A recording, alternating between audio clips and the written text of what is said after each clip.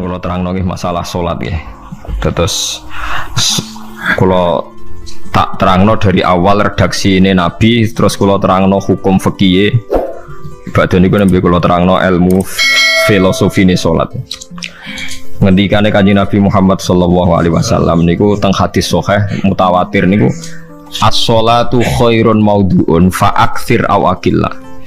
Kula balen malih as-sholatu khairun maudhu'un fa aktsir aw aqilla. Jadi salat itu kebaikan yang sudah bawaannya dulu. Jadi sudah bawaannya salat itu kebaikan. Maudhu itu sesuatu sing asli. Pokoknya salat itu mesti apike. Sebab niku ngendikane Nabi cek kowe ngekeh-ngekehno jumlahe salat, cek jumlahe napa sih? Dalam konteks artinya salat fardu karuan nggih, kaifiyahe karuan, aturane karuan. Terus salat niku wonten disebut an-naflul mutlak atau sunat mutlaqah. An-naflul mutlak atau sunat mutlaqah itu pantangannya hanya 3, enggak boleh ba'da subuh hatta tatlu asyamsu nggih sampai srengenge napa meletek. Gak oleh pas waktu zawal. Nggih niku antarane mriki pinten nak dhuwur nggih 12:05 menit nggih. Wis pokoke meh dhuwur niku mboten angsal. Niku jenenge wektu napa? Zawal. Terus nomor 3 ba'da asar nganti napa? Surupe napa? Srengenge. Larangan 3 salat ini bisa dibatalkan kalau ada sebab yang mukorin. Misalnya bar ngasar kok ana wong mati. Berarti kita angsal salat napa? Jenazah. Utawa kue bar subuh mlebu masjid terus dhe wudu. Niku ana ulama sing darani tetep salat tahiyat napa?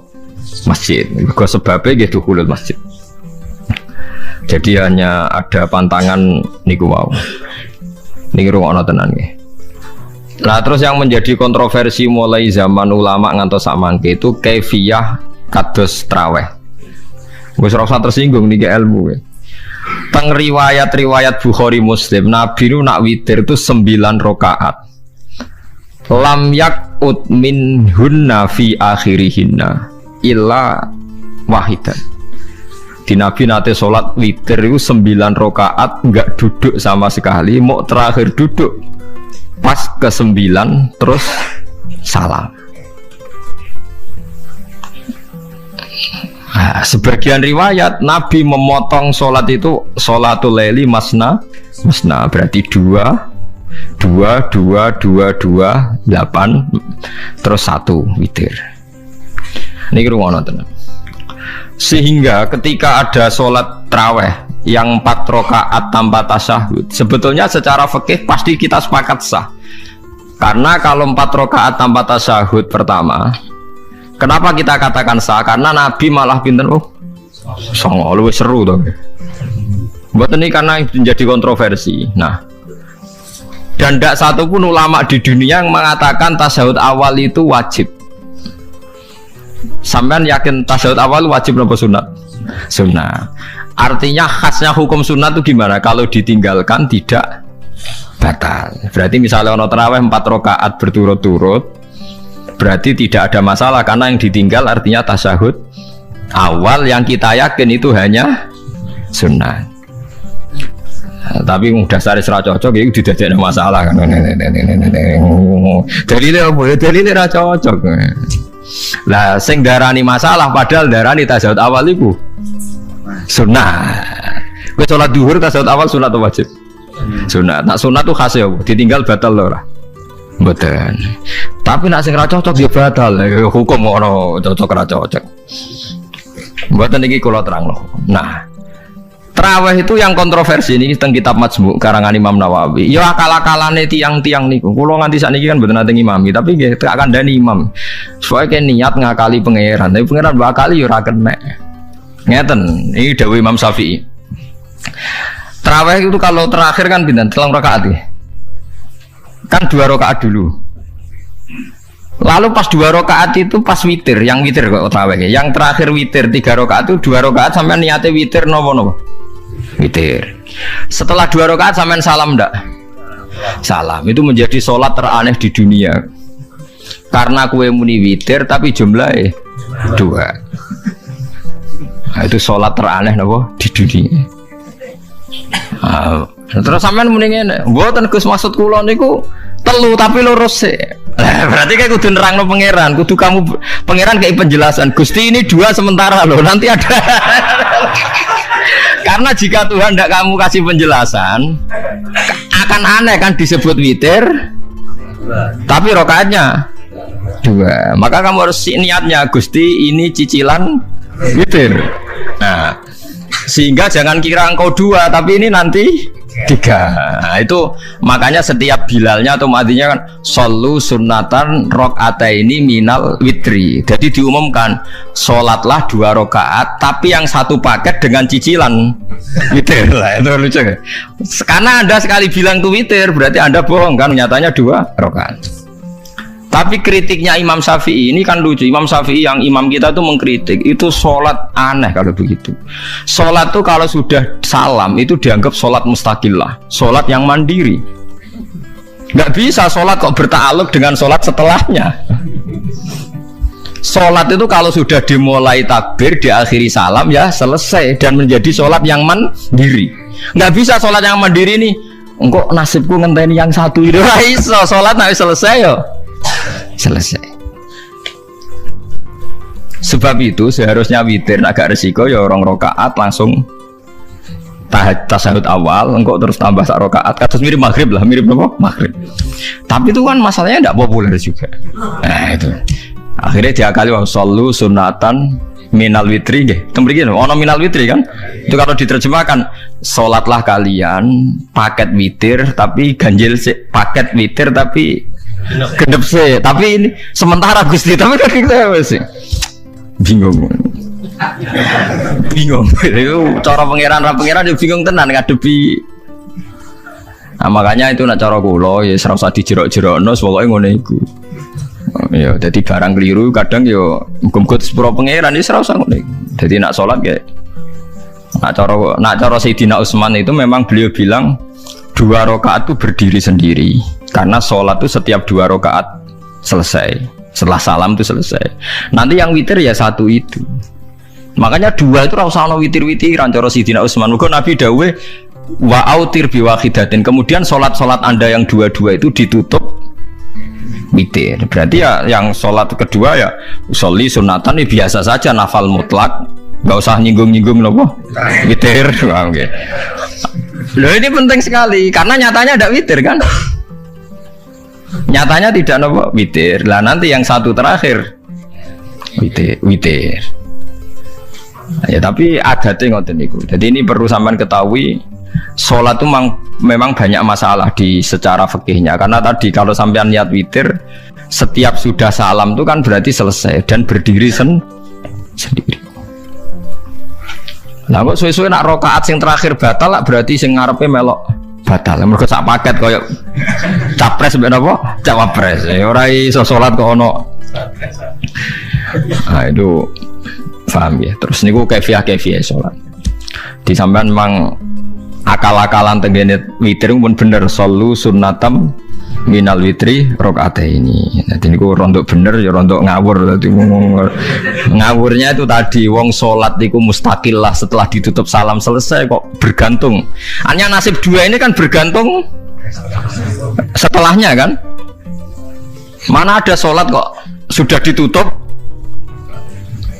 berkaitan.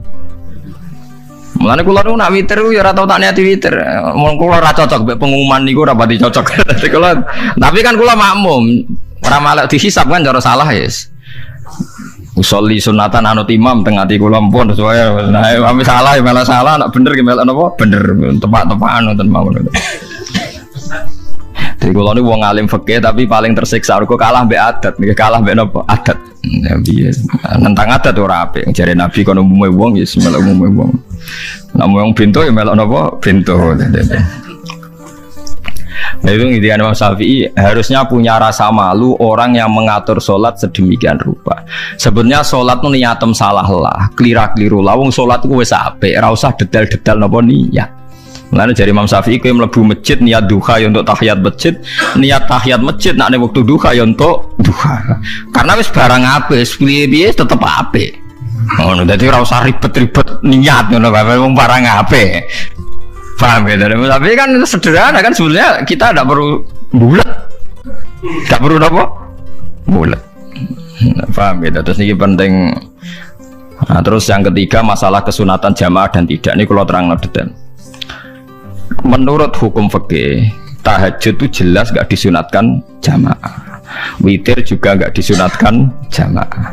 Tapi semua ulama yang bilang tidak disunatkan itu gak ada yang memfatwakan hak batal kalau berjamaah.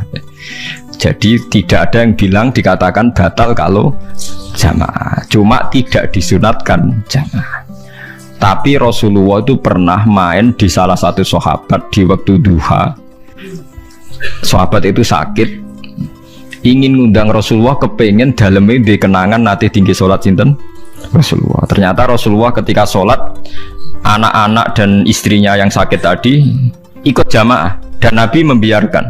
Bahkan Nabi sempat ngatur soft. Padahal itu satu bentuk sholat yang kategorinya nggak disunatkan apa? Jamaah. Itu makanya Imam Nawawi bilang sholat-sholat yang nggak disunatkan jamaah itu masih boleh jamaah. Seperti witir, duha. Nggih, tapi aja terus jadi gerakan tahajud bersama. Nah niku kula ora cocok nih. Wong ora kepen tahajud kok dijak nopo? Tahajud. Kula nggih nate dipamiti Gus nek ana tahajud bersama piye? Cangkem ora usah. Wong sing ngeloni bojone yo lagi ibadah, bocah ibadah sing ora enak ngono lho. Mergo jare Nabi wis jelas wa fi buti ahadikum sedekah. Tadi kowe ku malah lucu. Wis ibadah kok bocah apa?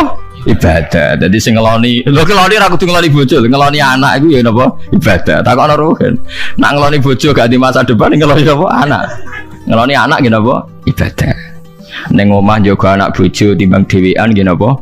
Ibadah. Mulane kula nu rapati cocok nek ana tahajud bersama oleh tapi aja dadi gerakan. Nek sing pun nglampahi nggih monggo, sing umate seneng nggih monggo, itu tetap baik.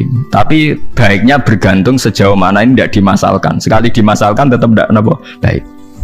Karena nanti punya akibat yang sedang baik diajak baik yang lain, dari baik nikmat menjadi baik gremeng itulah itu perkara kan. Hanya orang kan sepakat kan nak ngumpuli bojo ibadah, kabeh ulama sepakat kan. Dan itu penggemarnya banyak. Terus dijak ibadah yang penggemarnya sedikit. Dasar imamnya ra cocok. Lah itu kan resiko agama dikomentari kan tinggi. Makanya tidak usah dimasalkan. Sing kelon ya keben, sing turu gitu apa? Keben karena turu ya ibadah kan. Turu niku mari ra maksiat. Wong zina iku mergo apa? Mergo ora turu. Wong maling ya mergo ora turu. Wong ngrasani wong ya mergo ora turu. Mulane kula nate cerita teng ngaji niki ana ulama wali. Saking senenge ibadah nganti janggal. Ana gak wali sing makome kaya aku. Ditudono wali sing sauri-uripe mok turu kecuali salat fardu. Iku wali sing setingkat kuwe. Mboten trimo Gusti tapi niku kok turu ya takokno sesuk. Kena apa kok turu? Jebule tak kok kenapa jenengan turu ya wong turu ora iso maksiat. Tapi nak kowe poso tahajud jenenge wong melek tepatine nduk ndi-ndi tetep paling selamat iku apa turu.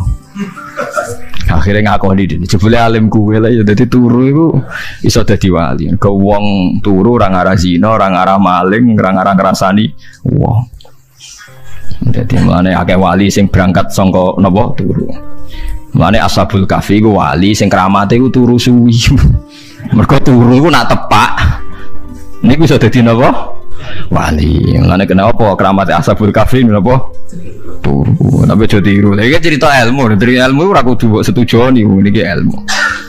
Difaham ya terus. Kula piyambak pribadi belum pernah tahajud jamaah sama istri saya. Kula piyambak jarang tahajud. Tapi memang saya beritahu kalau sholat yang kesunatannya itu tidak jamaah, sebaiknya jangan dipaksakan jamaah. Karena kadang fadilahnya disirron. Kalau balik ini malah seperti sedekah. Kalau zakat wajib itu sebaiknya diumumkan supaya orang tahu bahwa dia sudah melakukan kewajiban. Tapi kalau zakat tidak wajib sebaiknya sirron, sebaiknya rahasia. Begitu guys sholat jamaah itu kenapa baik di sholat fardu? Karena kalau yang tidak jamaah kan dikira dia tidak sholat. Makanya kesunatannya sholat fardu nomor jamaah. Tapi selalu potensi riya, sum'ah, pamer itu ada sehingga ada sholat yang dari awal didesain supaya tidak kelihatan orang. Yaitu sholat nggak usah berjamaah. Plus baik di rumah. Semua ulama ijma sholat sunat itu baik di rumah apa di masjid. Di rumah. Di rumah, di dalam kamar sama di kamar tamu, ruang tamu baik di dalam kamar. Bahkan Nabi nyebut sholat fiko ibaitiha di kamar paling dalam. Lah bagaimana mungkin sholat yang sudah didesain siron begini, misalnya kayak tahajud, disunatno bengi-bengi ben ra wong roh, disunatno ning jero kamar ben wong ra roh. Jebule jamaah kan jadi aneh kan. Tapi kan tentang ya goblok, barang apa kok mbok tentang. Ya tapi kowe tenanan ya goblok kok ora sunah Nabi iki, Bang.